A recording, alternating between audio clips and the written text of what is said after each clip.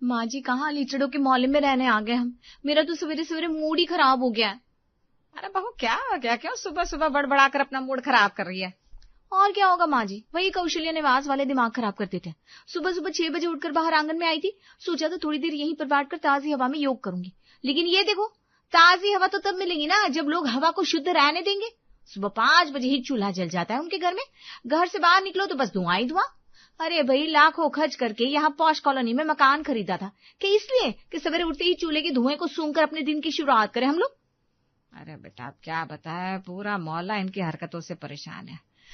अरे अगर इतना ही देसी रहन सहन रखना है तो जाकर गांव में बस जाना चाहिए ना। शहर में रहकर बाकी लोगों का जीना क्यों मुश्किल करके रखा है उन्होंने। सारी उम्र की कमाई इस मकान में लग गई और अब यहाँ रोज रोज की किचकिच पीछा नहीं छोड़ रही। गरिमा और शैलजा बातें कर रहे थे कि पड़ोस में रहने वाली ममता भी वहां आ जाती है। अरे गरिमा, आजकल तुम मॉर्निंग वॉक के लिए नहीं आ रही हो, तभी तो ठीक है ना तुम्हारी। अरे मॉर्निंग वॉक करके कौन सा फायदा मिलने वाला है? पहले ही शहर की हवा में पॉल्यूशन कम है, जो ये पड़ोसन चूल्हा जलाकर हवा को जहरीला बना रही है। अब इस जहरीली हवा में मुझसे तो वॉक नहीं हो पाएगा भाई। बिल्कुल ठीक कह रही है तू। मैं तो सोच रही हूँ सोसाइटी में शिकायत कर दूं इनकी। पूरे कॉलोनी की शो खराब करके रखी हुई उनके परिवार ने, इनको किसी की पड़ी नहीं है।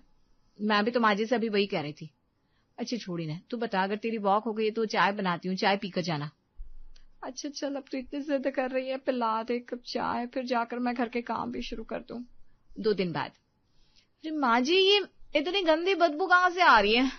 मैं बाहर आंगन में अचार की बनिया रखकर आई थी, उनमें धूप लग जाए, लेकिन ये अचानक से इतनी गंदी बदबू कहाँ से आने लगी? अरे बहू जरा देख तो, कोई अचार खराब तो नहीं हो गया? ये तो सच में बहुत ही गंदी सड़न जैसी बदबू आ रही है। गरिमा आंगन में जाती है तो देखती है अचार की बनिया तो एकदम सही सलामत है। माँ जी, मुझे लग रहा है बदबू हमारे घर से भी बगल वाले प्लॉट से आ रही है। मैं जरा जाकर देख कर आती हूँ। गरिमा दरवाजा खोलकर बाहर निकलती है और पड़ोस में खाली पड़े प्लॉट की तरफ नजर घुमाती है तो सामने का नजारा देखकर अपना सर पकड़ लेती है। अरे आप लोगों ने क्या कसम खा रखी है, हम लोगों को इस मोहल्ले में चैन से नहीं जीने देंगे? अरे बेटा, मैंने तो तुमसे कुछ कहा भी नहीं, मैं तो चुपचाप अपना काम कर रही थी। मैंने कब तुम्हें मोहल्ले में रहने से रोका है भाई? रोका तो नहीं है, लेकिन जैसे आप लोगों की हरकत है ना आंटी जी, कोई ज्यादा दिन इस मोहल्ले में टिक नहीं पाएगा। अरे हमारी कोठी के बगल में ये गोबर के उपले क्यों बना रही है आप? बदबू से हमारी नाक सड़ी जा रही है, क्या तरीका होता है? अरे बेटा, भैंस का गोबर है, इसमें कौन सी बदबू आती है? हमें तो कोई बदबू नहीं आ रही। भैंस का गोबर कोई कचरे में नहीं फेंका जाता, बहुत कमाल का ईंधन बनता है इस गोबर से। बिना खर्च के बढ़िया 3 वक्त का खाना बनाती है हमारी बहू इन उपलों से। तुम भी ट्राई कर लो, कभी स्वाद भी बढ़िया और गैस की बचत अलग। तभी सास शैलजा बहू को देखने वहां आती है। क्या बात हो गई बहू, क्या कह रही है? माँ जी, आप खुद देख लीजिए ना, ये आंटी जी हमारे घर के बगल में भैंस का गोबर सुखा रही है। अब समझ में आया आपको क्यों सुबह से दम घुटने जैसी गंदी बदबू आ रही है? आप इनसे कहिए ना, ये गोबर के उपले सब अपने घर में जाकर बनाए, मैं इस बदबू के साथ नहीं जी सकती। अरे बेटा, मैंने कौन सा तुम्हारे घर के अंदर लाकर उपले सुखा दिए? ये तो खाली प्लॉट है, तुम यहाँ पर मुझे उपले सुखाने से कैसे रोक सकती हो? यहाँ तो मैं सुखाऊंगी भी। खाली प्लॉट जरूर है, लेकिन हमारी दीवार से लगकर है ये जमीन। आज आप यहाँ उपले सुखा रही हैं, कल को लाकर अपनी भैंस भी बांध देंगे, लेकिन ये सब हम बर्दाश्त करने वाले नहीं है। अभी तक पड़ोसी होने का धर्म निभा रहे थे, लेकिन अब आपने तो हद पार कर दी। मैं सोसाइटी में जाकर शिकायत करवा दूंगी। आपकी भैंस गोबर, उपले, लकड़ियां सब उठाकर बाहर फेंक देंगे वो। बाप रे, गजब के लोग हैं। ऐसा भी क्या शहर का बुखार चढ़ा है कि गाय भैंस और उनके गोबर से इतनी तकलीफ हो रही है ना? और ये क्या बात बात में सोसाइटी वालों का डर दिखाती रहती हूँ मुझे। कोई डकैती करके जमीन नहीं पाई हमने, अपने खून पसीने की कमाई से ये प्लॉट खरीदा है। अब अपनी जमीन पर हम भैंस बांधे या बकरी, इससे आप लोगों को कोई समस्या नहीं होनी चाहिए। और जिससे समस्या हो वो यहाँ से मोहल्ला छोड़कर कहीं और बस जाए, हम तो यही रहेंगे और अपने देसी तरीके से ही रहेंगे। तुझे कितनी बार समझाया मैंने, इनके मुंह मत लगाकर। तू भी ना आओ देखती ना ताओ, बार बार जाकर बहस करने लगती है। देखा ना तूने, उनके लिए वो जो कह रहे वो सही है, क्या मिल गया बहस करके? अच्छा सुन, जाकर चाय बना दे 1 कप, और ऐसा करना चावल भी पकने रख देना, तुम्हारे पिताजी दुकान से आते होंगे। ठीक है माँ जी। बहू गरिमा ने चाय का पानी गैस पर रखा और मोहल्ले में रहने वाली अपनी सहेली ममता को कॉल करके कुछ देर पहले हुई सारी बातें उसे बता दी। बहुत अच्छा किया जो तूने मन भर के खरी खोटी सुना दी। अरे इन लोगों का यही इलाज है। अच्छा मिलते हैं बाद में, अभी रसोई में काम निपटा लो। गरिमा अभी सास को चाय देने के बाद चावल बना ही रही थी, तभी उसने देखा कि अचानक गैस बंद हो गई। और ये गैस को क्या हुआ? लगता है सिलेंडर खत्म हो गया। माँ जी से पूछती हूँ एक्स्ट्रा सिलेंडर है कि नहीं। माँ जी, गैस खत्म हो गई है, आप सिलेंडर की बुकिंग करवा दीजिए। अच्छा, वो गैस वाला निक्कू है ना, उसको बोलिए 100 रुपया एक्स्ट्रा लगा ले, लेकिन अर्जेंट में अभी सिलेंडर दे जाए, मेरे तो चावल भी ठीक से पके नहीं, क्या खिलाऊंगी सबको। बहू तू भी ना घोर लापरवाह हो रही है। अरे सिलेंडर खत्म हो गया और तू अब बता रही है? समय से बुकिंग करवा के दूसरा सिलेंडर भरवा के रखना चाहिए था ना। चल मैं बात करती हूँ। शैलजा गैस बुकिंग के लिए फोन घुमाती है, लेकिन गैस बुक नहीं होती। अरे बहू, ये सिलेंडर वाला तो बोल रहा है पूरे देश में एलपीजी की किल्लत हो रही है, सिलेंडर नहीं मिल सकता। नहीं मिल सकता से क्या मतलब है? आपने उसको बोला ना एक्स्ट्रा चार्ज ले लेना, बस इस समय सिलेंडर दे जाए।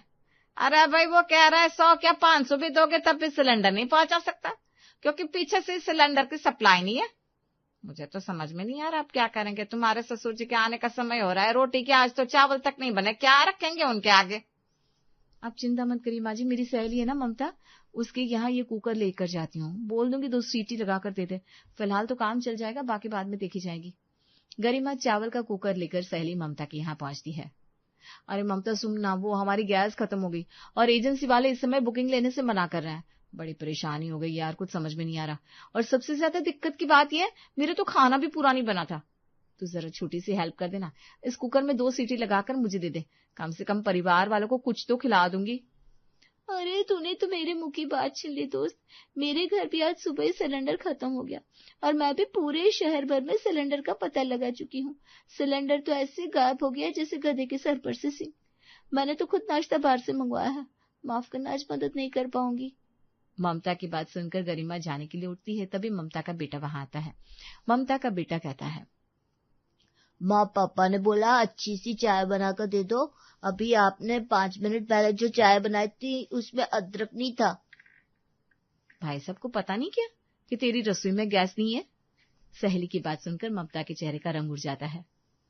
अरे दीदी, बन गया आपका पनीर पूड़ी और रायता भी मैं निकलती है। अच्छा, तो अब समझ में आया, सिलेंडर खत्म नहीं है, बस तो अपनी गैस पर मेरे चावल पकाना नहीं चाहती थी। अपने परिवार के लिए पूरी कचौड़ी पकवान बना रही है और अपनी सहेली के लिए चावल तक उबाल कर नहीं दे सकती तू। तो कहना तो नहीं चाहिए, लेकिन बड़ी आस लेकर अपना समझकर मैं यहाँ आई थी। तुझे अपना दोस्त समझकर कितनी दफा चाय नाश्ता कराया, उसकी कोई गिनती नहीं है, और तूने आज एक चावल पकाने से इनकार कर दिया। देख गरिमा, ये इमोशनल बातें करने से कुछ नहीं होता। इस समय जबरदस्त किल्लत चल रही है गैस की, गैस मिल नहीं रही, ऐसे में मैं दोस्ती नहीं निभा सकती। तेरे साथ आज दोस्ती निभाओ तो कल को मेरा बच्चा ही भूखा बैठा नजर आएगा। तूने वो बात तो सुनी होगी, मुसीबत का समय दूसरों की मदद करने से पहले अपनी सहायता करे। गरिमा मुंह बनाकर ममता के घर से बाहर निकल आई। बाहर उसे काम वाली पुष्पा मिलती है। अरे मैडम, ये कैसी मुसीबत आई है आपके ऊपर? वैसे तो ममता मैडम के पास एक सिलेंडर भर रखा है, लेकिन वो बोली कि किसी को देगी नहीं। पुष्पा की बात सुनकर अब तो गरिमा मानो खून का घूंट पीकर रह गई थी। घर लौटकर, अरे बहू आ गई तू, बन गया चावल? नहीं माँ जी, चावल तो नहीं बने, लेकिन हाँ, अच्छे बुरे सही गलत की पहचान जरूर हो गई। अरे तू जाने दे, मैं अपनी सहेली आरती से पूछती हूँ। 4 सिलेंडर है उसके पास, और उसकी बहू तेरी तरह लापरवाह नहीं है कि एक भी भरवा कर ना रखे। आप भी परख लो अपनी सहेली को, मुझे तो पता ही है क्या होने वाला है, और वाकई वही होता है जिसकी गरिमा को उम्मीद थी। अरे तुझे तो मैं अपनी दोस्त समझती थी, मुझे नहीं पता था जरूरत के समय तू ऐसे पीठ दिखा देगी। चलो सिलेंडर के बहाने ही सही, मेरी आंखों के ऊपर जो दोस्ती का पर्दा था कम से कम वो हटा तो, और भूलना मत, समय आने पर कभी तुझे भी मेरी मदद की जरूरत होगी, और उस पल मैं तुझे याद दिलाऊंगी कि जब कोई दोस्त होकर भी ऐसा बर्ताव करता है तो कैसा महसूस होता है। क्या हुआ माँ जी, ऐसे मुंह क्यों खुला रह गया आपका? आपकी 4 सिलेंडर वाली सहेली ने भी मना कर दिया ना। अभी किसी को कॉल मत करिए, कोई नहीं मदद करने वाला। दोनों सास बहू हताश होकर बाहर बालकनी में खड़ी थी, तभी उन्हें पड़ोस वाली कौशल्या के घर में से स्वादिष्ट खाने की खुशबू महसूस होती है। ये लो, अपने यहाँ पर खिचड़ी खाने के वांदे हैं और उनके यहाँ शाही पकवान बन रहा है। मुझे तो लग रहा है माँ जी, ये कौशल्या आंटी की ही हाय लग गई है मेरी रसोई को।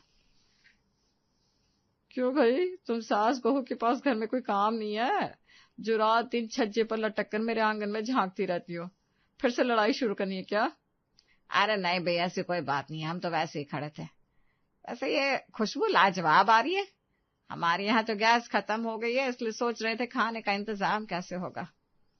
अगर धुआं बर्दाश्त हो जाए तो खाने की चिंता की कोई बात नहीं, खाना हमारे यहाँ से आ जाएगा। वो गोबर के उपले जिससे तुम्हें बदबू आती है ना, उसी को जलाकर अगले कई महीने खाना बड़े आराम से पक जाएगा हमारे यहाँ। अरे कोई बात नहीं, हम मैनेज कर लेंगे, आप प्लीज थोड़ी हेल्प कर दीजिए। शाम में पड़ोसन बढ़िया खाना भिजवा देती है और उसके साथ एक नोट भी भेजती है। 3 लोगों के खाने का पूरा 300 रुपया हुआ। वो क्या है ना, मैं बताना भूल गई, आपके अलावा भी सोसाइटी में 8-10 लोगों के यहाँ गैस खत्म हो गई है, तो हम सबको टिफिन दे रहे हैं, 100 रुपया पर हेड। ये ले, इस कौशल्या ने तो आपदा को अवसर बना लिया। हम इसे गवार समझ रहे थे, ये तो पक्के बिजनेस वाली निकली। सही कहा माँ जी, माँ तो सोच रही थी कि ये भले लोग हैं जो मुसीबत में मदद कर रहे हैं, मुझे क्या पता था ये अपना धंधा चमकाने में लगी है। फिलहाल तो बेटा और कोई चारा भी नजर नहीं आ रहा, अभी तो जो मिल रहा है उसी से काम चलाते हैं।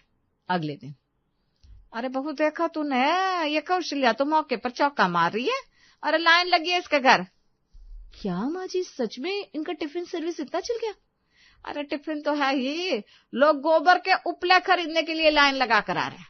पता चला है युद्ध लंबा चलेगा और गैस अभी नहीं मिलने वाली, इसलिए लोग अब वैकल्पिक व्यवस्था कर रहे हैं। अच्छा, क्या बोलती हैं आप? अरे बोलना क्या है बेटा, कब तक खाएंगे रोज का 1000 रुपए का खाना। ऐसा कर, तू भी जाकर लाइन में लग जा और उपले खरीद ला, हम भी अपने लिए इंतजाम कर ले।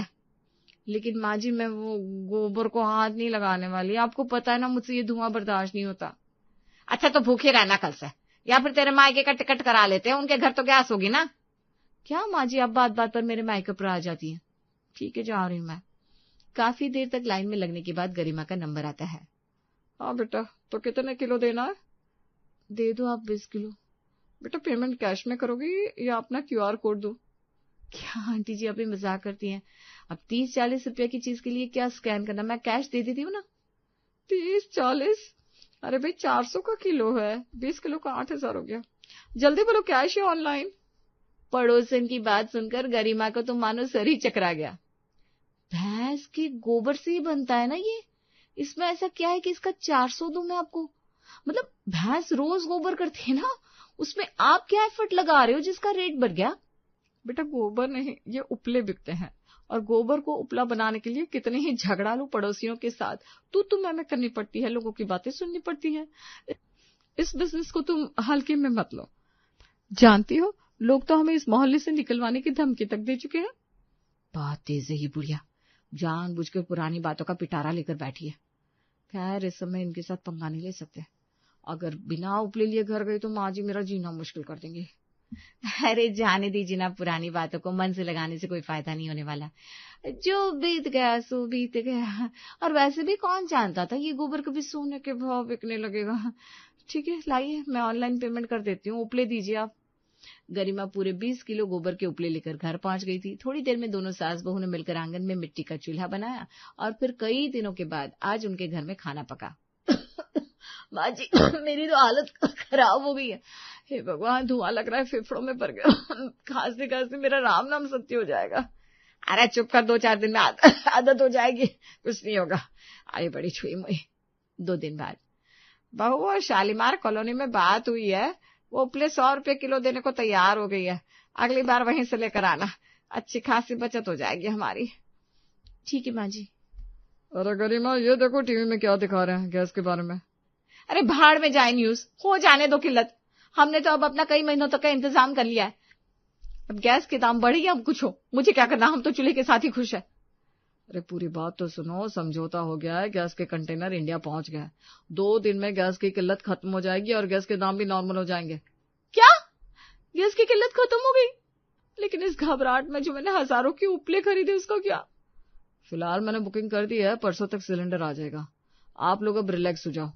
हजारों रुपए का चूना लगने के बाद अंत में रसोई में सिलेंडर वापस आ गया था और बहू गरिमा ने आज चाय नाश्ता खाना गैस पर ही बनाया था। गरिमा बहू, एक बात कहो, 1000 रुपए का सिलेंडर 20 दिन भी नहीं चलता, और अगर हम उपले जलाकर खाना बनाए तो 1000 के उपले में कई महीने काम चल जाएगा। हाँ माँ जी, मुझे भी लग रहा है कि बात तो आपकी सही है। ऐसा करते हैं, एक वक्त का खाना उपले से ही बनाएंगे, सस्ता जुगाड़ है, क्या जाता है। वैसे भी अब तो हमारा हाथ सेट हो ही गया है चूल्हे पर, और गैस की किल्लत खत्म होने के बाद उपले कोड़ियों के दाम में बिकेंगे।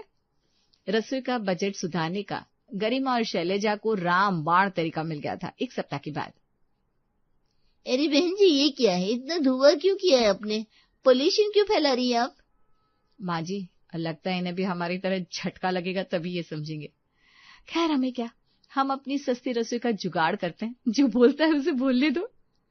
हाय रे ये मजबूरी अच्छे का तेल निकाल देती है। और देखो तो, कभी गोबर को देखकर मुंह बनाने वाली लड़की आज खुद चूल्हा लगाकर खाना बना रही थी।